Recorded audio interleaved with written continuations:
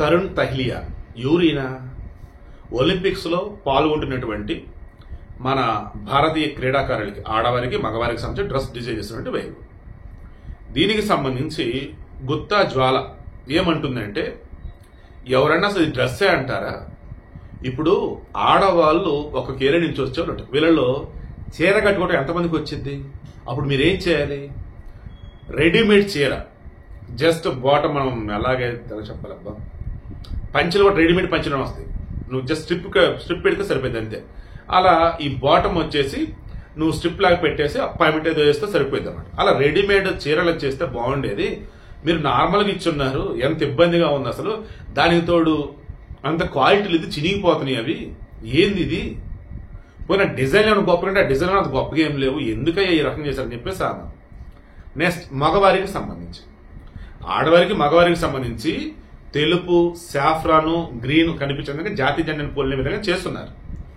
అయితే ఈ తరుణ్ తహ్లియా అనే డిజైనరు వాళ్ళ లోగో తన్వస సమ్మేదో వాళ్ళ కంపెనీ అలా లోగో ఉండేది కదా, ఆ లోగోనే ఈ మగవారికి సంబంధించి ఈ షర్ట్లు అటు సైడ్ ఇటు సైడ్ ఆ లోగో ముద్రించుకున్నాడు. చూస్తే డిజైన్ లాగా ఉంది, డిజైన్ కాదు ఇలా లోగో ఆట. ఈ తరుణ్ తహ్లియా అనేమో తన బ్రాండ్ ప్రమోట్ చేస్తున్నాడు. ఓ రకంగా ఆ రకం బ్రాండ్ ప్రమోట్ చేస్తే కొన్ని కోట్లు అన్నమాట తీసుకునేది. ఎందుకు? ఒలింపిక్స్ లో ఆడేవాళ్ళు కదా ఆ బట్టలు వేసుకునేది. ఆడిని బ్రాండ్ ప్రమోట్ అయిపోయింది ఇంకా ఆ లోగోతో. ఇక ఆడవారికి సంబంధించి క్వాలిటీ లేవని చెప్పేసి గుత్తా జ్వాల అనటం కాదు, అది చూసినటువంటి ఆ డ్రెస్సులు చూసినటువంటి ఎంతమంది బయట రెస్పాండ్ అవుతూనే ఉన్నారు. ఏమని? క్వాలిటీ లేకుండా లేవటం ఏంటి?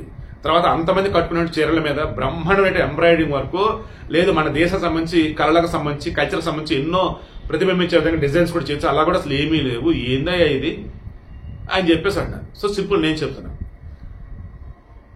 దొరికిందిరా ఛాన్స్ అని చెప్పేసి ఆ తరుణ్ తహ్లియానేమో తన బ్రాండ్ ప్రమోట్ చేసుకున్నాడు. ఇక ఏదైతే ఏముందిలే అన్నట్టుగా ఆ డ్రెస్సులు ఏది ఇచ్చున్నారు, బట్ కనిపిస్తానికి అరే బాగున్నారు అనే ఫీలింగ్ వచ్చింది అందరికి. కానీ అది వేసుకున్న వాళ్ళు చెప్తున్న దాని ప్రకారం ఏంటంటే చాలా ఇబ్బందికరంగా ఉన్నాయి అండ్ ప్రాపర్ అంత గొప్పగా డిజైన్స్ లేవు అండ్ క్వాలిటీ కూడా బాగాలేదని చెప్తున్నారు. మన వాళ్ళు చేస్తే అది పెద్ద తప్పిదేనండి. గతంలో కూడా మిగతా దేశాలతో కంపేర్ చేస్తే మన దేశస్తులకు సంబంధించి అంత క్వాలిటీ ప్రొడక్ట్స్ ఇచ్చేవాళ్ళు కాదనమాట ఆటగాళ్ళకి. వాళ్ళు సొంతంగా వాడుతూనే గట్టిగా ముందుకెళ్ళేవారు.